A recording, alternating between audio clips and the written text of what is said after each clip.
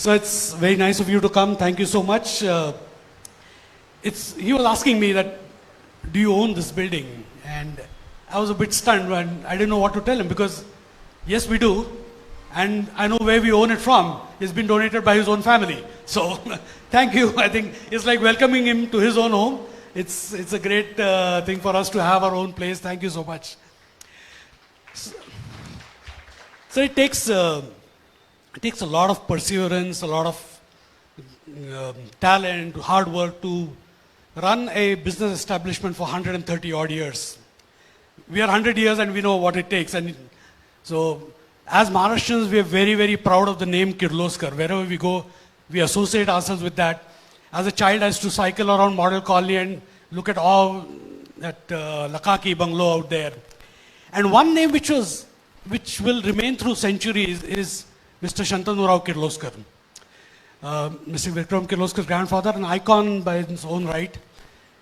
Can I start by asking you, how was the gentleman? Something aside, we know he was a great business leader, no doubt about that. But we also hear he was very passionate about opera, about music. And, the bow was his very famous, you could identify him by that. So can I ask you to throw some light on his personality? We called him Mothababa. Okay. And I think many of people here have been associated with him and knew him. But before I get to him, I just want to tell you, and this is related largely to him and his father. You said, how have we lasted 130 years? And I think two reasons, very simple reasons, I think, we have followed directly from my great-grandfather, Atmanirbhar Rao Kirloskar, and definitely from my grandfather. Ravi Kaka was also the same way.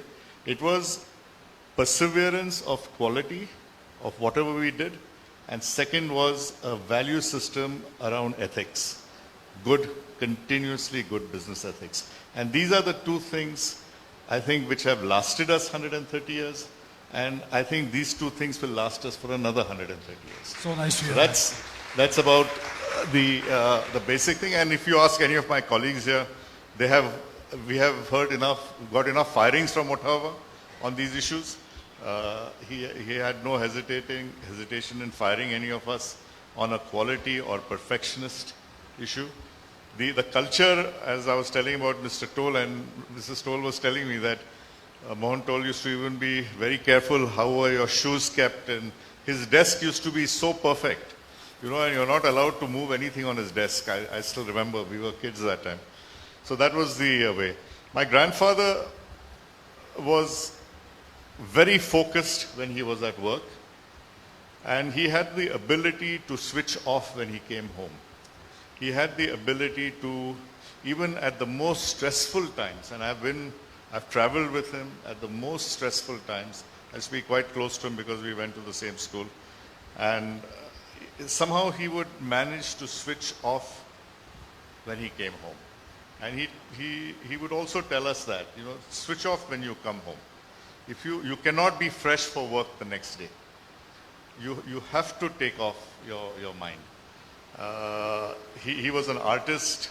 He enjoyed cooking. He enjoyed music. He enjoyed many, many things. And he did it with a gusto.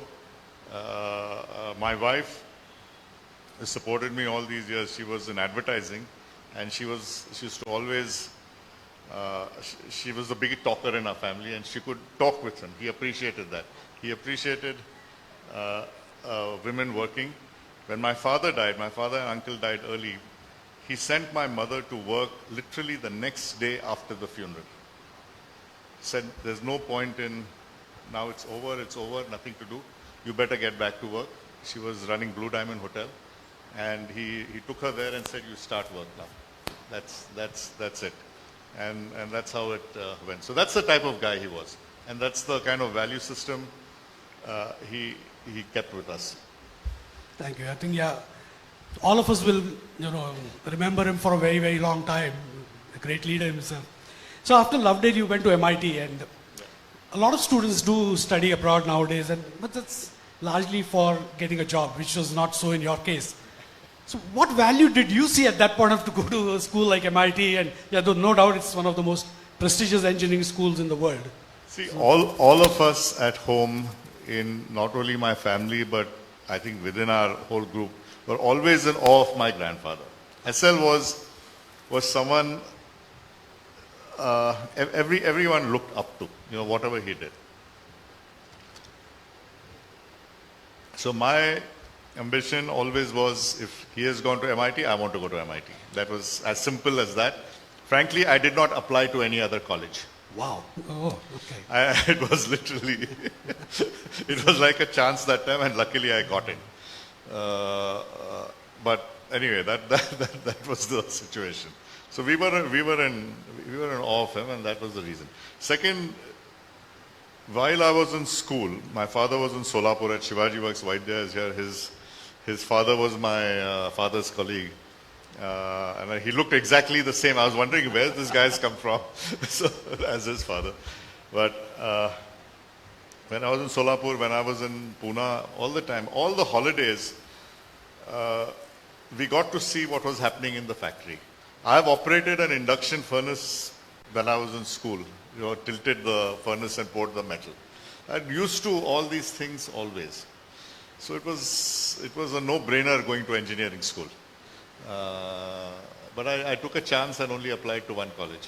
Yeah, I think that's quite a big risk. So, yeah, I believe quite a few of the deans are Nobel awardees. So, we know what caliber the school is. After coming back, so you went in as a regular employee, but still you did carry the name Kirloskar. And I'm sure there's a lot of peer pressure getting into the shoes of your end. You have a legacy to follow with Mr. S.L. Kirloskar. How easy was it? Or was it roses all the way, or you had a lot of cactus as well? I'll tell you, when I came back from college, my grandfather and all his colleagues were alive and working.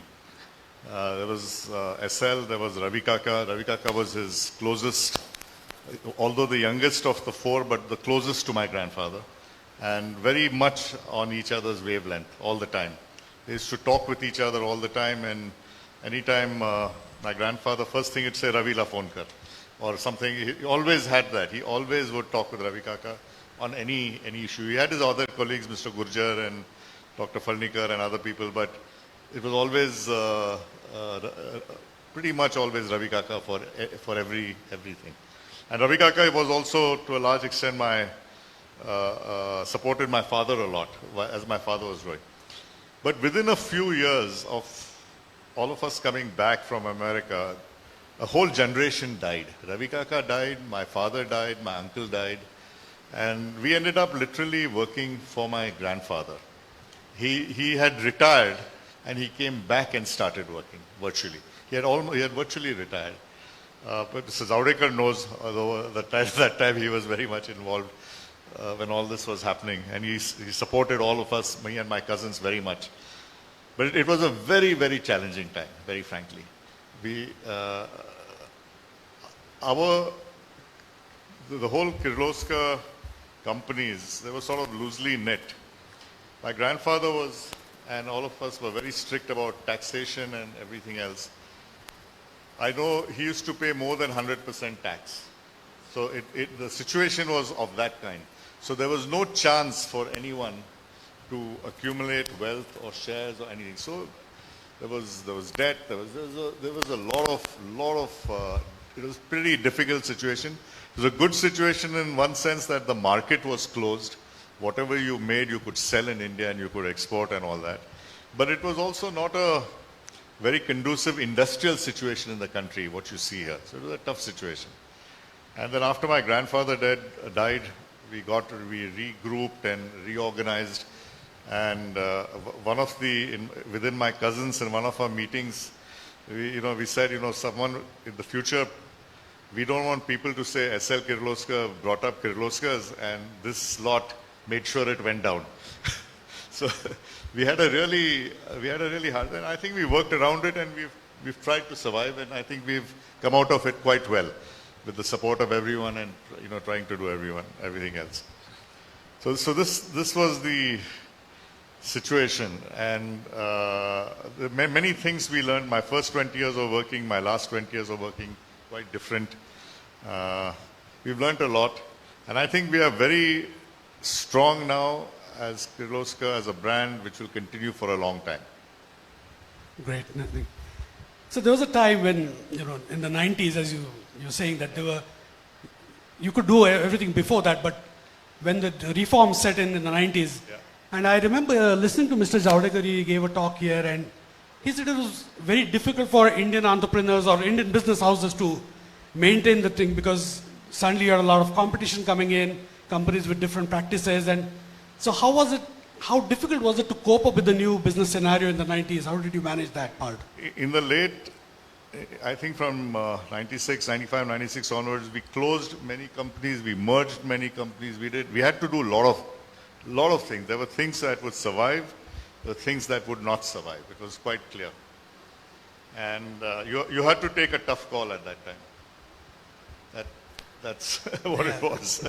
But yeah, I think since the group is going so strong, I think you managed that part well. A bit of, please don't take it in the political way, and I'm sure the audience will not take it either. You're on the Atmanirbhar panel, and I spoke to you, but you didn't want to go that way. But I think that's a big thing for, the generations to come, that every day we see a lot of items, especially defense sector, where I do a bit of work, it's a lot of imports are being cut off. We are trying to push manufacturing in a big way. Do you think our whole ecosystem, our infrastructure, the bureaucracy, red tapeism is geared up for India to take on the Chinas of the world? Where do we stand? How do we go about it? Basically on Atmanirbhar, I'm fully supportive of the way I understand it. And my understanding of it is Atmanirbhar means develop your own self-confidence to do something better. Okay. If you say Atmanirbhar means I will block import of XYZ so I can do something because someone else is doing it better, then that is not Atmanirbhar. So I think if we look at what Modi is trying to say, it is you build your self-confidence and build your competitiveness. And only if you build your competitiveness, you can take on China. You can't take on China by not building competitiveness. Correct. Number one. And even in CI, that's all I've been focusing on also, is on the competitiveness part. How do we build competitiveness? My colleagues are here, and like I said, we've gone through ups and downs. The ones that have survived are the ones which are very competitive. And it is not impossible to be competitive in India. I think it's highly possible to be competitive in India. You have to be highly disciplined in your work. It has to be data-based work. It cannot be based on ego. You have to work on it on a very professional manner, and you can certainly be very competitive. The software industry has shown us how you can be competitive, and there's no reason why the manufacturing industry has to fall back. It can be equally competitive. We know in Bangalore from our companies, Raju and Valvi are here, Maste is here, they're exporting all kinds of stuff, and they've seen the cost of what we make with supposedly the low-cost countries like Thailand and Indonesia, and we are far more competitive. Oh, excellent. No. Quality-wise as well as cost-wise. So it requires effort, it requires disciplined effort, and it's certainly possible. So I go to these Atmanirbhar stuff and I support it, but I'm supporting it in the sense saying get the confidence and become competitive. Sure. Yeah, it's very nice to hear that now we are becoming a major force in that field. So you are also instrumental in getting one of the most, prestigious or highly recognized company like Toyota to India, and the Japanese with their total quality management, the quality standards, many other good practices. So how different was it than the ones which we were already following in India? Was it a great learning exercise, or we already on that path? Very interesting. The founder of the Toyota group, Sakiji Toyoda, and my great-grandfather were born in the same year, both inventors. Okay. They're also a fourth generation. The Akio Toyoda is 2-3 years older than me. The fourth generation guy, I've spoken with him. He seems to have same problems that I have. When I spoke with him earlier, within his family members as well. So there's nothing, these are things which happen size-wise similar around the world. There's nothing different. But the primary reason I started chasing Toyota, a lot of people in our company were questioning me. I wanted to see how the best manufacturing company in the world work from the inside. And how can we learn from that to use in our own group? And in some places we did that quite effectively and gave us a lot of benefits. So one benefit was of course, yes, make cars and all that, but we also got a lot of benefit on learnings on reorganizing our own manufacturing. Okay. So that was the underlying reason to chase Toyota. Yeah, I was telling Mr. Mahapatra, there was a Toyota product I owned for many years, and I still swear by the finest engine that Camry ever had. It's an absolutely gorgeous vehicle to drive. Coming to your passion of automobiles, right? And we all love cars, right? We do, whether we can afford them or not, but we certainly will follow cars. And whenever Ferrari launches a model, if there's a new Mercedes model coming out, we'd love to see that. But now I think we see a big paradigm shift in the way automotives are being run. So we have the traditional IC engines, and I heard Mr. Gadkari say that Mr. Vikram Kirloskar has assured me that he's coming out with a flex engine very soon. He said that, so I go with what he's saying. So we'll have a mix of whatever, motor spirit, diesel, ethanol. It's ethanol and it's an ethanol mix. Ethanol mix. We're also going to have the Teslas of the world pushing for the electric vehicles. And then your own Mirai, right? So we're talking about green hydrogen-based cars. So where do you see this? And we'll come to the carbon side later. So let's get to the environmental issues later. Where do you see this shift happening? And what happens if OPEC suddenly decides to drop gas to $28 a barrel? Will EVs survive? Will hydrogen make it? See, again, if it comes down to $28 a barrel, which it may, after this Ukraine situation, for a short time, yes, maybe there'll be a short-term adjustment on petrol and diesel cars, vehicles, going back to petrol and diesel vehicles around the world. But in our opinion, it is very, very clear that as we go along, and I want to get to carbon, because without talking about carbon, you can't really justify this. The objective is to reduce carbon. If you say, do you want electric cars or what is your objective? I said it's not electric cars, it is to reduce carbon. And if we take carbon reduction and pollution control as the objective, then on a scientific basis, physics basis, thermodynamics basis, you have to decide what is suitable for your country. In a country like Norway, which is 100% hydropower, electric vehicle, I'm only talking of the vehicular industry, I'm not talking about fertilizers, etc., ideal is an electric vehicle. Because 100% of the power is hydropower, although they are selling gas and oil to all over the world. That's another story, that's another part of geopolitics. But in the country itself, EVs work well. France is mostly nuclear, EVs work well. Germany, which was going nuclear, has stopped nuclear. It's mostly coal-fired and oil-fired. Electric vehicle is not the good thing for Germany, actually. Whatever they're saying, all the Germans are going there, but if you look on a carbon basis, it doesn't make sense. So again, what is your objective? And I think the global objective is to reduce carbon. In the case of India, roughly 70% of our power production is based on carbon. It's based on mostly coal. And in the near foreseeable future, at least until 2030, 35, we don't see the carbon or the coal-fired power plants, carbon-related energy come down. It may even increase more than what it is right now because of the growth of the country, the growth of the economy. If you look at the amount of air conditioning that's going to be increased in the next 5-10 years, the amount of power requirement just on air conditioning will increase the amount of coal power plants by 10, 15, 20 times. You require that kind of power. And it won't be possible with solar alone. So in this condition, is a pure electric vehicle the best solution? The physics doesn't say so. If I look at from the start of energy to the end of energy. So that's the story here. So we'll have to take a graded approach as we go ahead, and which is what we are doing. We have the capacity to make electric vehicles, but we don't think it is good for the environment in terms of carbon from start to finish. And I think in India, carbon is going to be very key. You've seen the pollution issues that we have, especially in Delhi. A country like Brazil, a more similar economy like us, depending more on sugarcane, agriculture, food grains and all that, they have figured out that ethanol, because when you produce ethanol, especially the food grain production and stuff, it absorbs a lot of carbon. That combined, and they've done all the calculations and the physics around that, that with a flex fuel engine or 85% to 100% ethanol-based power plant, a hybrid car, is giving lower carbon, net carbon over the lifetime than an electric vehicle. Much lower, half of it.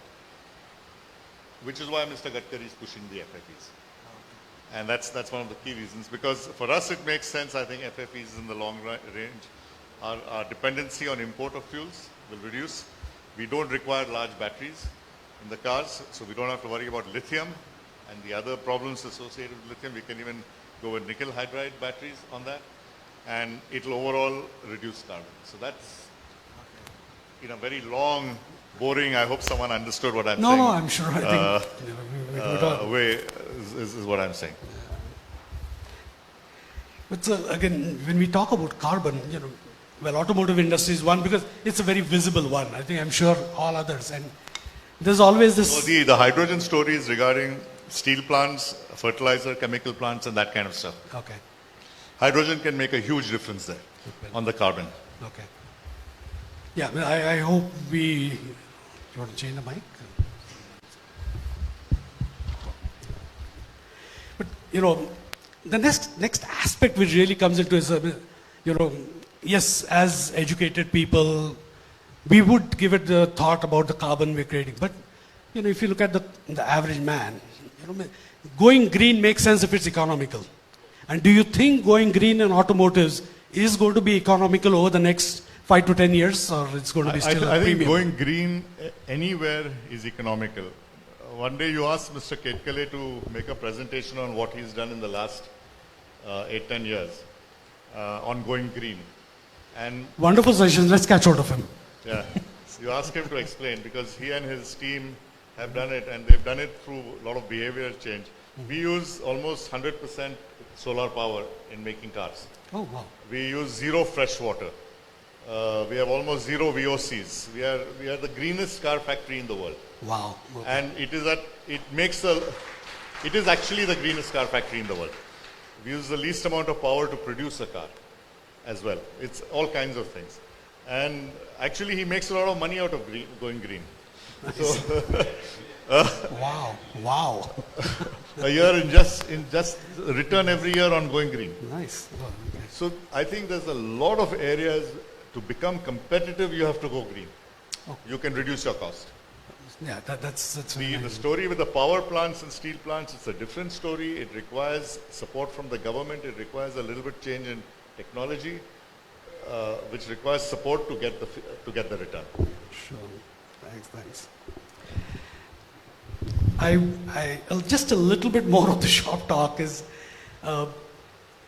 people, unless we've been at very senior executive levels, we don't know much. We hear a lot about CII. We have Mr. Muzumdar there, who's doing a lot of work with CII as well.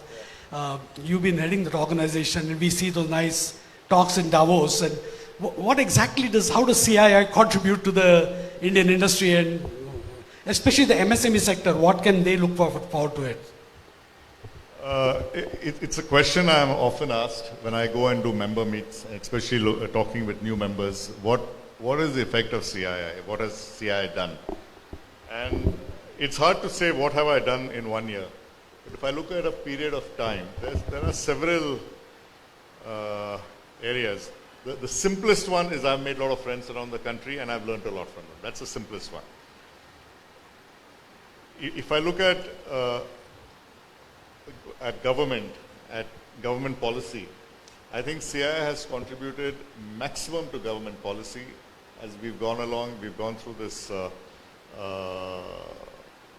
openness or whatever, removing all the controls, trying to do this ease of doing business.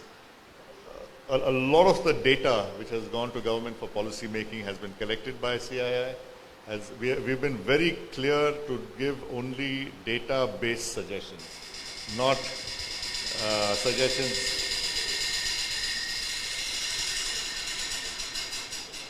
Not suggestions based on what someone's requirement is and stuff. We don't go on individual members. This is one part. Then we also have developed these centers of excellence, like the Quality Center in Bangalore, CI Quality Center. We have the largest number of Deming Prize companies in the world outside Japan, probably. And I think largely to the contribution of the CI Quality Center. Okay. Now we have the largest amount of platinum rated buildings, green buildings in the world, more than the US. Again, largely due to the CI Green Center in Hyderabad. Okay. So I think there's a lot of stuff. It's hard to say what will I get out of it as a member. Okay. But if I see it as an organization, which is a very large organization across the country and across the world, I think we have contributed significantly to the country. I think that's wonderful. It's a very great thing for India that we have such a body, and at the end of the day, I think government employment is not going to be there. It's going to be the private sector. So thank you so much, sir, for doing all that. What are your views on the human resources? Again, a standard problem for businesses is getting manpower. And then we read on the other hand that people are jobless, there are no jobs. And where do you think is the gap? And how do you really reduce that when people don't get good employees and neither are we getting... The only way we can increase employment in the country, we have to get our growth rate to 9%, 10%. Okay. That's a baseline. You cannot say I'll have 6% growth and rising employment. It's not possible. Okay. Everything has to grow to increase employment. Okay. And I think that's, you say about how are you going to increase more people? We are not, if you want to be competitive, you're going to keep improving productivity. So growth is the only way to increase employment. Okay. And I think it's beyond me how to say you'll get 10% growth, except one of the points I keep telling the government is all these permissions and everything you keep applying for, please make it self-certification on everything. Okay.